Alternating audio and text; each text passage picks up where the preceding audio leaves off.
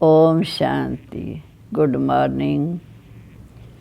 आज हम सुनते हैं 5-8-21 के अनमोल मधुरमा वाक्य। आज बृहस्पतिवार, बाबा का वरदानी दिन। वरदाता हमें वरदान देते हैं। तकदीरवान भाव, निर्विघ्न भाव, मोहजीत भाव। बाबा का वरदानी हाथ महसूस करते हुए हम मधुर अनमोल माँ वाक्य सुनेंगे। बाबा ने कहा, मीठे बच्चे,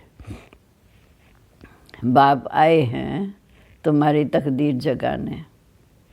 पावन बनने से ही तकदीर जगेगी। प्रश्न है, जिन बच्चों की तकदीर जगी हुई है उनकी निशानी क्या होगी? वह सुख के देवता होंगे, हर एक को सुख देंगे। बेहद के बाप से सुख का वर्षा लेकर सबको सुख देंगे। कभी भी किसी को दुख नहीं दे सकते। वो हैं व्यास के बच्चे, सच्चे सच्चे सुख देव। दूसरा, वह 5 विकारों का संन्यास कर सच्चे सच्चे राजयोगी राज ऋषि कहलाते हैं। तीसरा, उनकी अवस्था एक रस रहती है। उन्हें किसी भी बात में रोना नहीं आ सकता। उनके लिए कहते हैं मोह जीत। जिनकी तकदीर जगी हुई है उनके लिए ये निशानियां हैं। गीत है, तकदीर जगा कर आई हूँ। ओम शांति।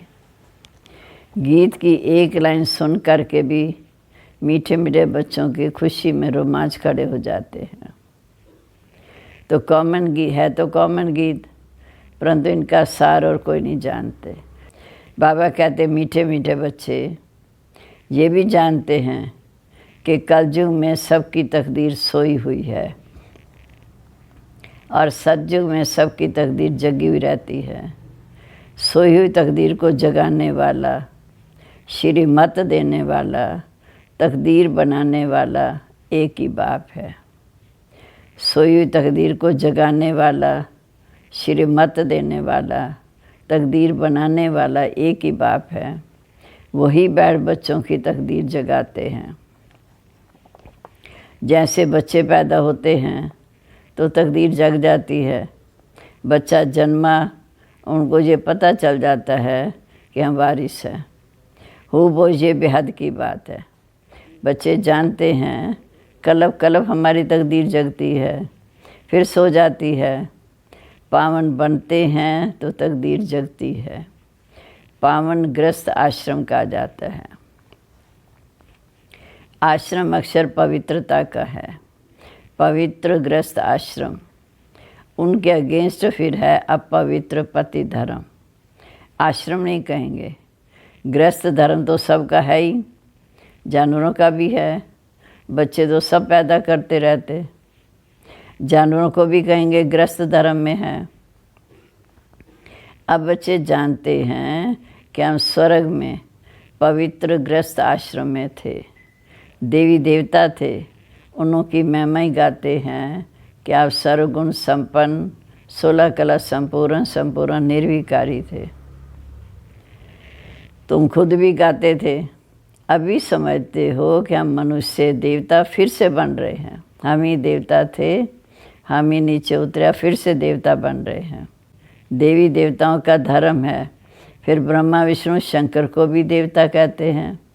ब्रह्मा देवताय नमः, विष्णु देवताय नमः। शिव के लिए कहेंगे शिव परमात्माय नमः। तो फर्क हुआ ना। शिव और शंकर को एक नहीं कह सकते। अब पारस बुद्धि बन रहे हैं। देवताओं को पत्थर बुद्धि नहीं कहेंगे। फिर ड्रामा प्लान अनुसार रावण राज्य होने से उनको भी सीढ़ी उतरनी ही है। पारस बुद्धि वालों को भी सीढ़ी उतरनी ही है। पारस बुद्धि से पत्थर बुद्धि बनना है। पत्थर बुद्धि माना जब समझते नहीं, नीचे गिर जाते हैं। सबसे बुद्धिमान बनाने वाला एक बाप है। वो आकर इस समय तुम्हें पारस बुद्धि बनाते हैं। तुम जाते हो पारस बुद्धि बनने। पारसनाथ के भी मंदिर हैं।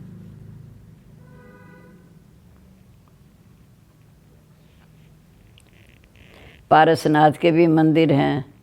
वहाँ मेला लगता है, परंतु ये किसी को पता नहीं कि पारसनाथ कौन है। वास्तव में पारस बनाने वाला तो एक बाप ही है, वो है बुद्धिवानों की बुद्धि।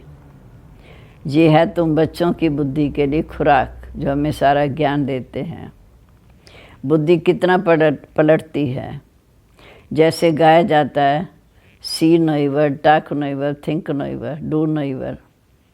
अब बंदरों की तो बात ही नहीं। मनुष्य इस समय जैसे बंदर मिसल बन जाते हैं। ये बंदरों की बात नहीं है, मनुष्य इस समय बंदरों मिसल बन जाते हैं।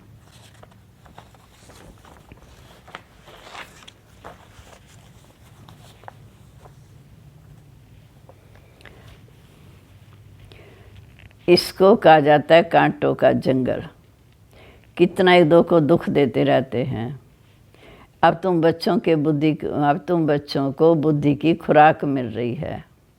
बेहद का बाप खुराक दे रहे हैं। ये पढ़ाई है, इसको ज्ञान अमृत भी कहते हैं।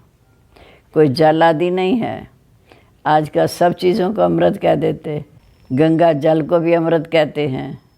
देवताओं के पैर धोकर पीते हैं, पानी रखते हैं, उनको भी अमृत की अंजलि समझते हैं। अंजलि जो लेते हैं उनको ऐसा नहीं कहेंगे कि ये पतितों को पावन बनाने वाला है। गंगा जल के लिए कहते हैं पतित पावनी है। कहते भी हैं मनुष्य मरे तो गंगा जल मुख में हो। दिखाते हैं कि अर्जुन ने ज्ञान बाण मारा, अमृत जल निकला। तुम बच्चों ने कोई बाण आदि तो नहीं चलाए। एक गांव है जहाँ बाणों की लड़ाई होती है। वहाँ के राज्य को ईश्वर का अवतार कहते हैं। बाप कहते मीठे बच्चे, ये सब भक्ति मार्ग के गुरु हैं। सच्चा सच्चा सतगुरु एक शिव बाबा है। सच्चा सच्चा सतगुरु एक है। सर्व का सदगति दाता एक है, जो सबको पावन बनाकर साथ ले जाते हैं। बाप के सिवाय कोई वापस नहीं ले जा सकता। ये नाटक बना हुआ है, जो चक्र अनादि अविनाशी फिरता ही रहता है। वर्ड की सृजॉफी कैसे रिपीट होती, ये अभी तुम बच्चे जान जाते हो। मनुष्य अर्थात आत्माएं अपने बाप रचता को भी नहीं जानती। जिसको याद भी करते हैं वो गॉड फादर। हद के बाप को कभी गॉड फादर नहीं कहेंगे। गॉड फादर अक्सर बहुत इज्जत से कहते हैं। उनके लिए कहते हैं, शिव बाबा के लिए कहते हैं कि वह पतित पावन है, दुख हरता सुख दाता है। एक तरफ कहते दुख हरता सुख करता। फिर कोई दुख होता है, जब बच्चा आदि मर जाता है तो कह देते ईश्वर ही सुख दुख देता है। ईश्वर ने हमारा बच्चा ले लिया, ये क्या किया। ईश्वर को फिर गालियाँ भी देते हैं। कहते भी हैं ईश्वर ने बच्चा दिया, फिर अगर उसने वापस ले लिया फिर तुम रोते क्यों हो। ईश्वर के पास गया ना। सतयुग में कब कोई रोता नहीं। बाप समझाते रोने की वहाँ कोई दरकार ही नहीं। आत्मा को अपने हिसाब किताब अनुसार जाकर पाठ बजाना है। आत्मा को अपने कर्मों के हिसाब किताब के अनुसार पाठ बजाना है। ज्ञान ना होने के कारण मनुष्य कितना रोते हैं। बाबा कहते नष्टो मुआ होना है। हमारा तो एक ही बेहद का बाप, दूसरा न कोई। ऐसी अवस्था बच्चों की होनी चाहिए। मोहजिद राजा की कथा भी सुनी है। सतयुग में कभी दुख की बात नहीं होती, ना कभी अकाले मृत्यु होती। बच्चे जानते हैं कि इस समय हम काल पर जीत पाते हैं। बाप को महाकाल भी कहते हैं, कालों का काल। तुमको काल पर जीत पानी है, अर्थात काल कभी खाता नहीं। काल ना आत्मा को ना शरीर को खा सकता। आत्मा एक शरीर छोड़ दूसरा लेती है, उसको कहते हैं काल खा गया। बाकी काल कोई चीज़ नहीं है। मनुष्य महिमा गाते रहते, समझते कुछ नहीं। अच्युतम केशवम राम नारायणम। बाप समझाते ये 5 विकार तुम्हारी बुद्धि को कितना खराब कर रहे हैं। इस समय कोई भी बाप को जानते नहीं, इसलिए इनको आर्फन की दुनिया कहा जाता है। बाप को ना जानने के कारण आर्फन कितना आपस में लड़ते झगड़ते रहते हैं। ये सारी दुनिया जैसे बाप का घर है ना, बाप सारी दुनिया के बच्चों को पति से पावन बनाने आए हैं। आधा किलो बराबर पावन दुनिया थी, सतयुग त्रेता में पावन थे। गाते हैं राम राजा राम प्रजा राम ही सौकार है, बसे नगरी जिए दाता धर्म का उपकार है। वहाँ फिर अधर्म होता नहीं। कहते भी हैं वहाँ शेर बकरी इकट्ठे जल पीते हैं। फिर रावण आदि कहाँ से आए? शेर बकरी का आपस में इतना प्यार है, फिर रावण आदि कहाँ से आए? कोई समझते नहीं। तो बाप आकर ज्ञान देते हैं, समझाते हैं कि ये पति दुनिया है। अब प्रेरणा से तो पति तो को पान बनाएंगे क्या? शांति धाम से प्रेरणा करें तो इससे पति से पान बन सकते हैं? नहीं। बुलाते हैं हे पति पावन आओ, तो ज़रूर भारत में आए होंगे ना। अब भी कहते हैं कि मैं आया हूँ तो मैं आप समान मास्टर ज्ञान सागर बनाने। बाप कोई सच्चा सच्चा व्यास कहेंगे तो ये व्यास देव और तुम उनके बच्चे सुख देव। तुम अभी सुख के देवता बनते हो, सुख का वर्षा ले रहे हो व्यास शिवाचार्य से। सुख का वर्षा ले रहे हो व्यास शिवाचार्य से। व्यास के बच्चे तुम हो, परंतु मनुष्य मूंझ न जाएं इसलिए कहा जाता है शिव के बच्चे। उनका असल नाम शिव अर्थात कल्याणकारी है। आत्मा को जाना जाता है, परमात्मा को भी जाना जाता है। वही आकर पति से पावन बनने का रास्ता बताते हैं। कहते हैं मैं तुम आत्माओं का बाप हूँ। स्वयं की भी पहचान देते, हमें भी देते कि मैं तुम आत्माओं का बाप हूँ। तो बाबा कहते अपने को आत्मा देखें परंतु देख नहीं सकते, आत्मा को रियलाइज़ कर सकते हैं। बाबा पूछते हैं तुमने अपने आत्मा को रियलाइज़ किया, अनुभव किया? इतनी छोटी आत्मा में कितना बड़ा विनाशी पाठ नूंदा हुआ है। जैसे रिकॉर्ड है, पहले तुम देह अभिमानी थे, अब देही अभिमानी बने हो। तुम जानते हो कि हम आत्माएं 84 जन्म कैसे लेती हैं, उनका अंडर नहीं होता। कोई कोई पूछते हैं ये ड्रामा कब से शुरू हुआ, परंतु ये तो अनादि अविनाशी बना बनाया ड्रामा है, ये कभी विनाश नहीं होता। इनको कहा जाता है बना बनाया अविनाशी वर्ड ड्रामा। वर्ड को भी तुम बच्चे जानते हो। जैसे अनपढ़ बच्चों को पढ़ाई दी जाती है, ऐसे बाप भी तुम बच्चों को पढ़ा रहे हैं। आत्मा शरीर द्वारा पढ़ती है, बुद्धि को इस समय समझ मिलती है। तुम बच्चों के लिए बाबा ने चित्र बनवाए हैं बहुत सहज। त्रिमूर्ति ब्रह्मा विष्णु शंकर, देव देव महादेव एक दो के ऊपर रख देते, अर्थ कुछ नहीं समझते। ब्रह्मा को प्रजापिता कहा जाता है, तो सूक्ष्म वतन में ये ब्रह्मा कैसे हो सकता? प्रजापिता प्रजा को रचने वाला सूक्ष्म वतन में कैसे हो सकता? प्रजापिता तो यहाँ होना चाहिए ना। ये बातें कोई भी शास्त्र में नहीं। बाप कहते मैं इस शरीर में प्रवेश कर इनके द्वारा आकर तो मैं समझाता हूँ, ये सारी बातें क्लियर करता हूँ, इनको अपना रथ बनाता हूँ। ब्रह्मा को इनके बहुत जन्मों के अंत में मैं आता हूँ। जब इनकी आयु 60 वर्ष की हुई लास्ट जन्म में, तब मैं आता हूँ। ये भी 5 विकारों का संन्यास करते हैं। संन्यास करने वाले को योगी ऋषि कहा जाता है। अब तुम राज ऋषि हो, तुम प्रतिज्ञा करते हो। वह सन्यासी तो घर बार छोड़ जंगल में चले जाते हैं। यहाँ तो स्त्री पुरुष इकट्ठे रहते हैं, कहते हैं विकार में कभी नहीं जाएंगे। मूल बात यहाँ विकार की है, पवित्रता की है। तुम जानते हो शिव बाबा रचता है, वह नई रचना रचते हैं। वह बीज रूप है, सच्चित आनंद का सागर है, ज्ञान का सागर है। स्थापना पालना विनाश कैसे कराते हैं ये बाप जानते हैं। इन बातों को मनुष्य तो जानते नहीं। तुम बच्चे अभी इन बातों को जानते हो, इसलिए सबको समझा सकते हो, क्योंकि बाबा ने हमें रचता रचना का ज्ञान दे दिया। तुम बच्चे जानते हो, इसलिए तुम दूसरों को समझा सकते हो। अच्छा, मीठे मीठे सिकलदे बच्चों प्रेत, माता पिता बाप दादा का याद प्यार, गुड मॉर्निंग। रूहानी बाप की रूहानी बच्चों को नमस्ते। रूहानी बच्चों की रूहानी बाप दादा को नमस्ते। नमस्ते बाबा, गुड मॉर्निंग।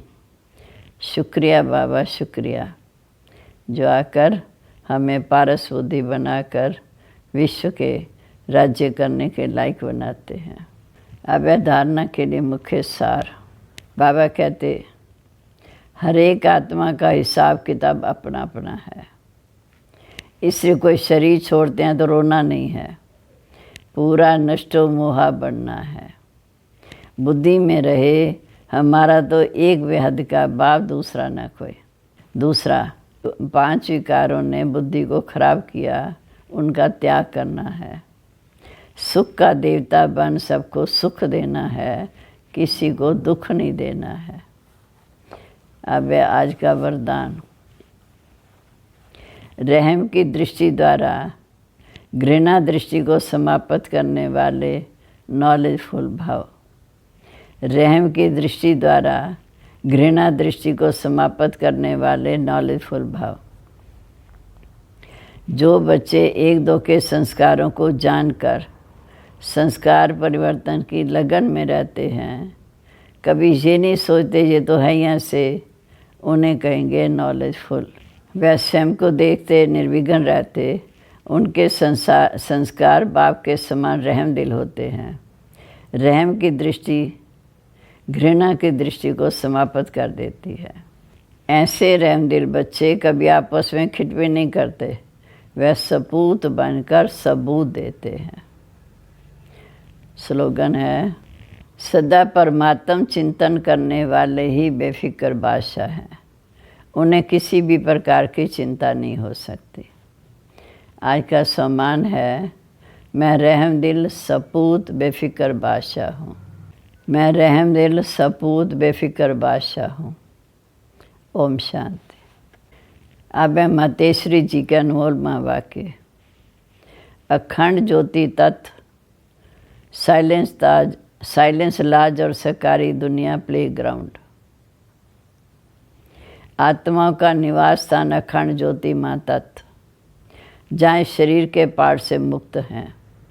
शांति धाम में शरीर के पार्ट से मुक्त हैं, अर्थात सुख दुख से न्यारी अवस्था में है, जिसको साइलेंस लाज भी कहते हैं। आत्माओं का शरीर सहित पाठ बजाने का स्थान प्ले ग्राउंड, ये साकार दुनिया है।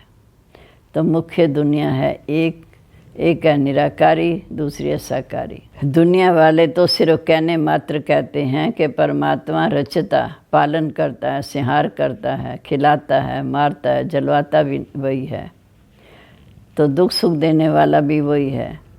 जब कोई को दुख आता है तो कहते प्रभु तेरा भाना कितना मीठा लगे। अब ये है अयथार्थ ज्ञान। ये कोई परमात्मा का काम नहीं है।